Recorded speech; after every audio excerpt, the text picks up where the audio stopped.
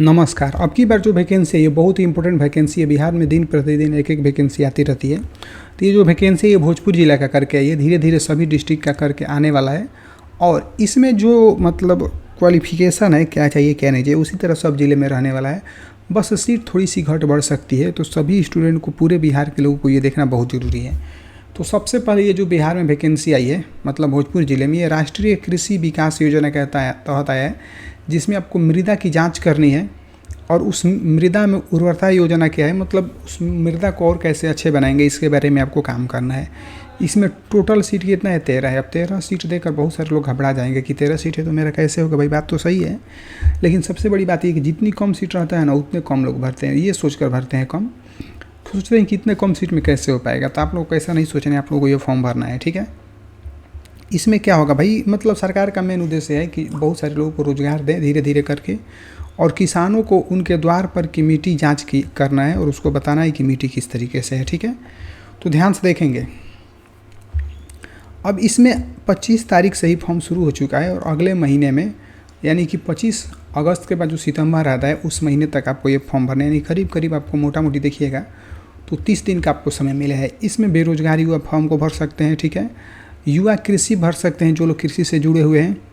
इसके अलावा इसका मतलब ये हुआ, ध्यान से सुनिएगा, इसका मतलब ये हुआ कि स्वयं सहायता समूह। इसमें क्या होता है कि 10 से 20 महिलाएं मिलकर एक समूह बनाती है, जिसमें छोटे छोटे कारोबारों को लोन दिया जाता है, ठीक है। और इसका जो फंडिंग होता है सीधे सरकारी योजनाओं से होता है, यानी कि आपको फंड दिया जाएगा इस तरीके से, ठीक है। अब ये जो है, इसका मतलब होता है कि फार्मर प्रोड्यूसर ऑर्गेनाइजेशन, ठीक है। इसमें क्या होता है कि किसानों को, जहाँ 100 या 100 से अधिक किसान मिलकर एक इकाई बनाते हैं, और उसका उद्देश्य क्या होता है कि बेहतर दाम, मार्केट एक्सेस, स्टोरेज और प्रोसेसिंग की सुविधा दिलाता है। यानी कि ये वाला काम आपका हो गया, ठीक है। और ये जो है PACS, इसका मतलब ये हुआ कि प्राइमरी एग्रीकल्चर क्रेडिट, ठीक है, सोसाइटीज़। इसका मतलब डियर स्टूडेंट लोग ये हुआ कि इसमें आपको गाँव के किसानों को लोन मुहरा मतलब देना है, खाद बीज देना है, ठीक है। इस तरीके से कृषि से जुड़ा हुआ आपको काम यहाँ पर दिया जाएगा करने के लिए, ठीक है। समझ गए ये सारी चीज़ें का आवेदक का मतलब कुल मिलाकर बात ये कि आवेदक का मतलब ये हो कि जो लोग इस फॉर्म को भरना चाहते हैं, जो हम अभी बताए हैं, यदि उनके अंदर ऐसा इच्छा है तो आप लोग फॉर्म भर सकते हैं, ठीक है। वैसे भी इसका फॉर्म बहुत कम गिरने वाला है। एज की बात करेंगे तो 28 बरस से लेकर 27 बरस तक उम्र है तो फॉर्म भरिए। लेकिन योग्यता की बात करेंगे तो लिखा है कि विज्ञान संकाय के साथ, यानी कि आपके पास साइंस तो होना चाहिए, उसके साथ मतलब मैट्रिक पास हैं और आपके पास साइंस है तो इस फॉर्म को भरिए। इसके अलावा आपके पास कंप्यूटर का ज्ञान होना चाहिए, क्योंकि आजकल के ज़माने में बिना कंप्यूटर कुछ होने वाला नहीं है, ठीक है। अब देखिए यहाँ पर सबसे खास बात लिख दिया है क्या, कि भोजपुर जिले का ही अस्थायी निवासी होने चाहिए, यानी कि ऑल ओवर बिहार के लोग इस फॉर्म को नहीं भर सकते हैं। उनके लिए अलग अलग ज़िले का अलग अलग दिन से निकलना शुरू हो चुका है। सबके ज़िले में धीरे धीरे करके निकल जाएगा। लेकिन फिर से बता दे रहे हैं, कैटेगरी यही रहेगा। सीट थोड़ा सा मतलब बढ़ जाएगा ज़रूर सीट, लेकिन क्वालिफिकेशन यही रहेगा, ठीक है।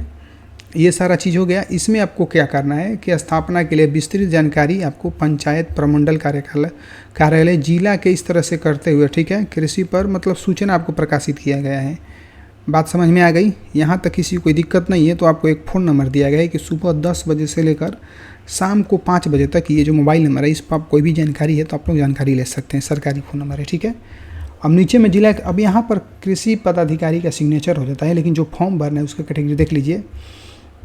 यहाँ पर अपना फ़ोटो चिपका दीजिएगा, यहाँ पर आपका ज़िले का नाम लिख लीजिएगा, ठीक है। आवेदन अपना नाम लिख लीजिएगा। इसके अलावा किसी ग्रुप से है तो ठीक है, नहीं है तो कोई दिक्कत नहीं है।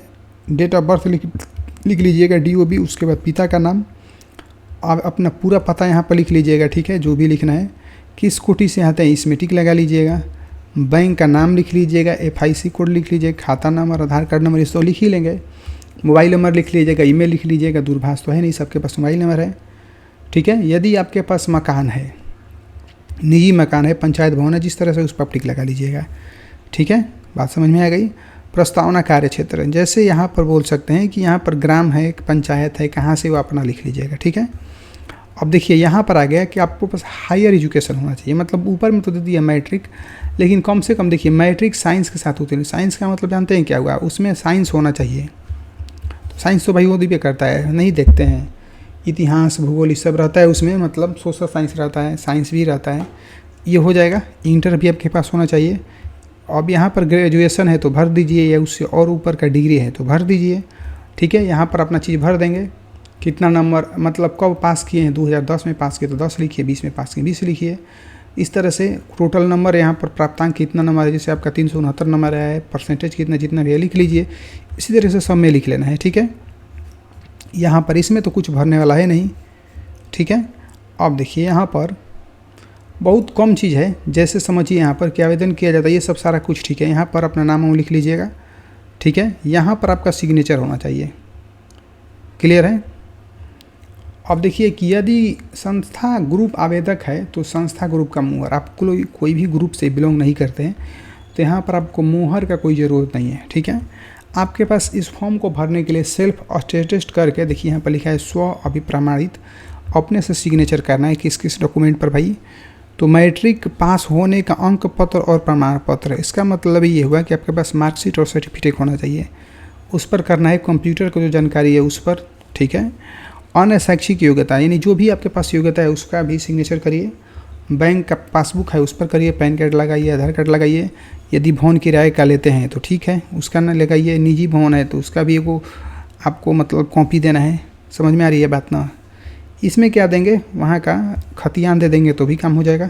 ठीक है, यही सारा चीज़ है, इसमें कुछ और करना नहीं है। इसको भेज देना है कहाँ पर, तो ऊपर में जो एड्रेस बताए हैं वही एड्रेस पे भेज देना है। ठीक है, अच्छा जो लोग इस जो नीचे हम फॉर्म बताए हैं, ये हो सकता है बहुत लोगों को समझ में नहीं आता कि क्या लिखा है क्या नहीं।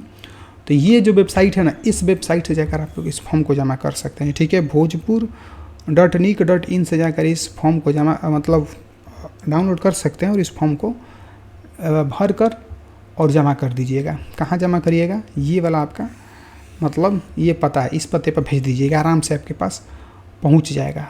ठीक है, जल्दी से जल्दी भेज दीजिए। ऑफलाइन फॉर्म है, ऑनलाइन नहीं है, तो बिल्कुल भी देरी नहीं करना है। हाँ, एक चीज़ और कि किसी स्टूडेंट कोई भी समस्या होगी, नहीं समझ में आ रहा होगा तो कमेंट करिए, उसका हम रिप्लाई बहुत जल्दी देंगे।